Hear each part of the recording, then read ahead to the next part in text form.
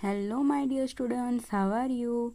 I hope you all are good and safe in your home. Myself, Hina Solanki from Dreams International School. Today, we're going to start grammar, and our topic is conjunction. Conjunction. First of all, we see introduction. What are conjunction? जो conjunction है वो what is the meaning of conjunction? वो क्या है, right? Conjunction are linking words. जो conjunction है वो linking words है.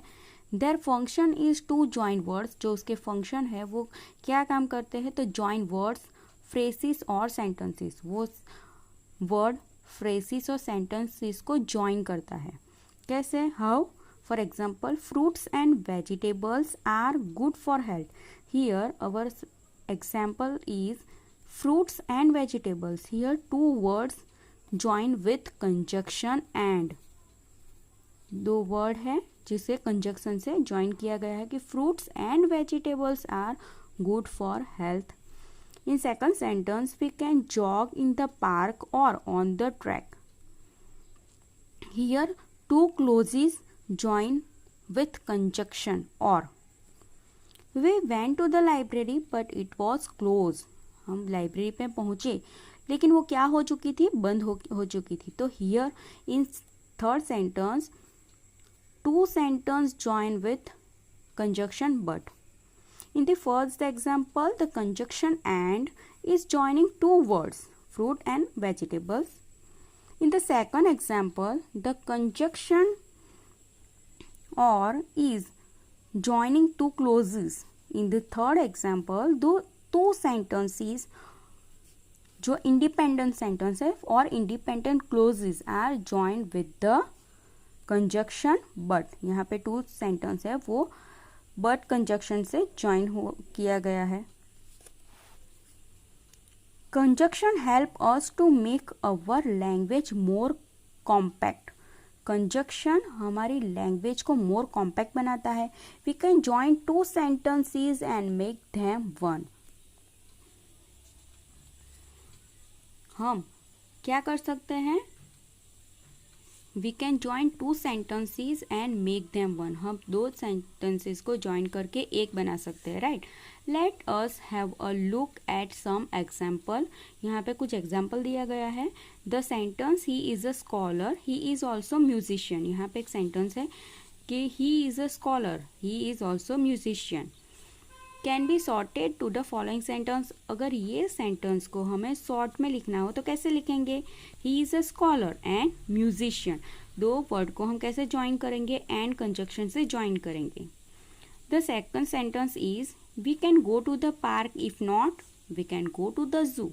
हम पार्क जा सकते हैं, अगर नहीं तो हम जू जा सकते हैं, राइट? कैन बी सॉर्टेड, ये सेंटेंस को हम कैसे शॉर्टली लिख सकते हैं? We can go to the park or the zoo. Here किससे हमने ज्वाइन किया? और कंजक्शन से. In the third sentence, the vegetables are fresh, but they are expensive. अब ये सेंटेंस को हमें कंजक्शन यूज करना हो इसमें तो कैसे कर सकते हैं? How we can use conjunction in this sentence? The vegetables are fresh but expensive.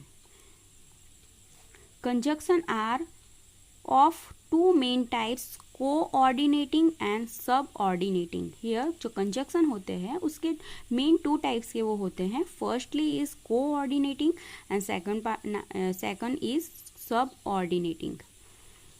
Here we see coordinating conjunction. Coordinating conjunction join independent sentence और क्लोजेस.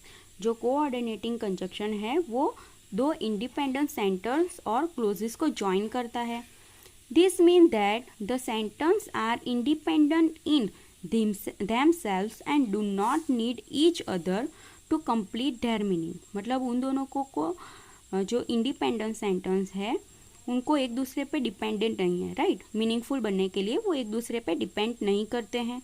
एंड इंडिपेंडेंट क्लोजेस और sentence has both a subject and predicate. और जो independent closes और जो sentences है उन दोनों के सब्जेक्ट और प्रेडिकेट है. A good way to remember the coordinating conjunction is to remember the acronyms FANBOYS. जो ये फैन बॉयज़ है, मीन्स के मैथ्स में आपका होता है ना वो फॉर्मूला, मैथ्स में सम को आप सॉल्व करते हो तो उसके लिए फॉर्मूला होता है, राइट। तो हियर अगर आपको कोऑर्डिनेटिंग कंजक्शन याद रखना हो तो ये एक एक्रोनिम्स है FANBOYS. How, let's see in the acronyms. First is F, right. तो एफ फैन बॉयज़, जो एक्रोनिम्स है वो है FANBOYS, FANBOYS, right. तो एफ फर्स्टली इज एफ, तो F stand for the conjunction for, to indicate reason. For किस लिए use होगा कंजक्शन में? रीजन, अगर हमें रीजन इंडिकेट करना हो at that time we can use for conjunction, okay। for example they ate limited meals for their dieting, वो लोग डाइटिंग है कर रहे हैं इसीलिए वो लिमिटेड मील खा रहे हैं, राइट। तो for indicate reason. F stand for A stand for and, second word is A stand for and, to join sentences that do not contrast with each other. जो सेकंड है ए, वो किस stand for and. We went to the pool and swam for an hour. N stand for nor, third is N, तो N stand for nor, to present two negative statement that do not contrast. For example, I do not sing nor play a musical instrument, मुझे sing करना बिल्कुल पसंद नहीं है और ना ही मुझे म्यूजिकल इंस्ट्रूमेंट प्ले करना पसंद है। B, next word is B, alphabet B. B stand for but, to present a contrast. He is not clever but he is hard working, वो क्लेवर नहीं है, होशियार नहीं है, लेकिन कैसा है? हार्ड वर्किंग है। O stand for, next is O. O stand for or, to present a choice between two alternatives। हमें अगर दो में से एक चूज करना हो, at that time we can use or conjunction। For example, you can study further or take up a job। तुम अपनी स्टडी कर सकते हो या फिर जॉब ले सकते हो। Next is Y. Y stand for yet, to present a contrast। For example, he is clever yet he did not take part in the quiz। वो क्लेवर है yet फिर भी वो किसका पार्ट नहीं है? क्विज का वो पार्ट नहीं है। S, next alphabet is S। S stand for so, to present a consequences। For example, they practice a lot so they won the match। उन्होंने बहुत ज़्यादा प्रैक्टिस की थी इसीलिए वो मैच जीत गए। तो आपको पता हो चल गया होगा कि you better understand which are coordinating conjunction. For, and, nor, but, or, yet and so is coordinating conjunction. Now let's we start activity number 1। Link the following sentence using coordinating conjunction. यहाँ पे sentence दिए गए हैं 12, हमें क्या करना है? Coordinating conjunction use करना है। Our first sentence is Oliver Twist lived in the workhouse, several other boys lived there too. Here एक स्टोरी है ऑलिवर ट्विस्ट की, उसके बारे में बात हो रही है कि फर्स्ट सेंटेंस में है कि Oliver twist live in the work house. Oliver Twist lived in the work house. जो ऑलिवर ट्विस्ट नाम का एक बॉय है वो कहाँ पे रहता है? तो वर्क हाउस में रहता था।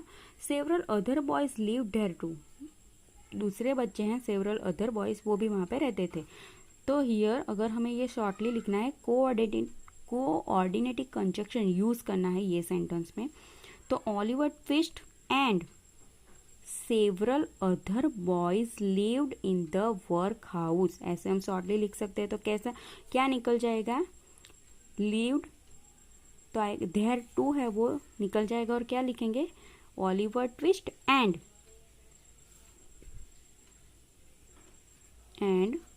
Several other boys lived in the work house. यहाँ पे दूसरी बार लिव्ड है वो रिपीट नहीं होगा। Second is The boys were often hungry, even so nobody gave them more food। जो बॉयज़ है वहाँ पे, जो वर्क हाउस है वहाँ पे जो बॉयज़ रहते थे वो बहुत ज़्यादा हंग्री थे, फिर भी कोई उसे ज़्यादा फूड नहीं देता था, ज़्यादा खाना नहीं देता था. तो here the boys were often hungry but, even so है वो कट करके हम क्या लिखेंगे, बट कंजक्शन यूज करेंगे, but nobody gave them more food. Third sentence is the workhouse boys did not have good living condition, they did not have enough food. Workhouse boy है, उनकी जो living condition थी वो भी अच्छी नहीं थी और ना ही उन्हें कोई अच्छा इनफ फूड मिलता था. तो हियर हम नॉर कंजक्शन यूज करेंगे. The workhouse boys did not have good living condition nor enough food.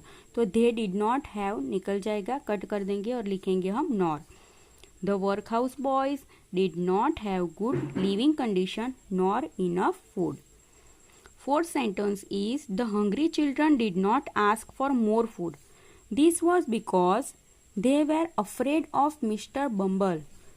यहाँ पे जो हंग्री चिल्ड्रन हैं वो कुछ भी नहीं कहते थे, उन्हें ज़्यादा फूड चाहिए तो भी वो लोग कुछ नहीं कहते थे.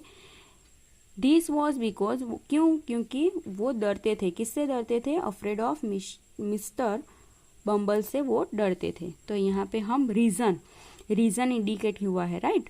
तो रीज़न के लिए हम कौन सा कंजक्शन यूज करेंगे, for.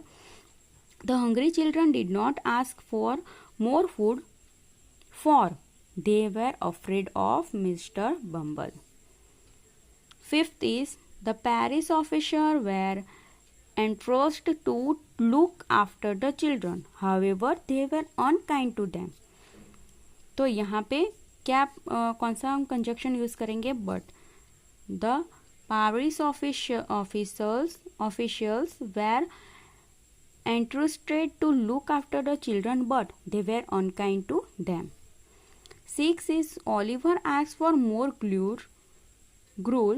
As a result, he was sent out of the workhouse. तो यहाँ पे रिजल्ट को हम कट करेंगे और सो लिखेंगे. Oliver asked the more gruel, so he was sent out of the workhouse. 7th is in Lincoln's time, young boys labored in the workhouse. If not, they worked as apprentices outside. यहाँ पे हम कौन सा conjunction use कर सकते हैं, तो or. In Dickens' time young boys laboured in the workhouse. If not they work as, cut करके हम लिखेंगे or. Were apprentices outside. 8 is Dickens wrote about the miserable lives of the poor people. He also sowed up the evil of society. तो यहाँ पे also मतलब दो sentence को हम किससे ज्वाइन करेंगे, कंजक्शन एन यूज होगा. एंड क्यों यूज होता है, तो to join sentence that do not contrast with each other. At that time we use and. ड्रिंकन wrote about the miserable lives of the poor people and the evils of society. 9th is Lincoln's novel are usually very long. Lincoln's की novel है वो usually बहुत बड़ी होती है. Even so every page is interesting. तो here we use करेंगे but conjunction, present a contrast. Lincoln novels are usually very long, but every page is interesting. 10. I have read many of Lincoln's novel. मैंने बहुत सारी Lincoln's novel पढ़ी है. In contrast, I haven't read any of Thackeray's. मतलब ये भी एक novelist है, ऑथर है, उसकी मैंने एक भी नहीं पढ़ी है. तो I have read many of Lincoln's novel, but none of Thackeray's. 11. You can review of the book Oliver Twist. Your other option is to write a short biography of Lincoln. You can review for the book. तुम्हें review देना पड़ेगा कौन सी book का, को Oliver twist. यहाँ पे लिखा है you other option is the right और शॉर्ट बायोग्राफी ऑफ. और तुम्हें अगर कोई नया और ऑप्शन मीन्स कि हमें दो में से कोई एक चूज करना होता है, तब हम क्या कौन सा कंजक्शन यूज करते हैं, और. तो here we can use or. You can review of the book Oliver Twist or a short biography of Lincoln's. 12 is she has not read the novel, she has not watched the movie beside on the either. तो यहाँ हम nor use करेंगे, ये भी नहीं और ये भी नहीं, दोनों में से हमें अगर कोई भी नहीं चाहिए, दोनों में से कोई चूज़ नहीं करना है हमें, तो at the time we use nor conjunction. She has not read the novel, वो नॉवेल भी रीड नहीं करना चाहती, nor she has not watched a movie based on the either, और उसके बेस पे जो मूवी है ना वो भी वो देखना नहीं चाहती है। तो she has not read the novel nor seen the movie beside on the either. I hope my all dear student, आपको एक्टिविटी नंबर 1 में समझ में आया होगा which is coordinating conjunction and when we can use. If you have any doubt and any confusion then contact me. ये activity number 2 है, वो हम सेकंड पार्ट में करेंगे, लेकिन आप ये सॉल्व, मैंने वीडियो लेक्चर में ये आपको सॉल्व कराई है, राइट। तो ये आप हो सके तो ट्राई करने की, सॉल्व करने की ट्राई करना है। तो आपका होमवर्क है activity number 1 and activity number 2 write in your notebook. Thank you, bye, take care.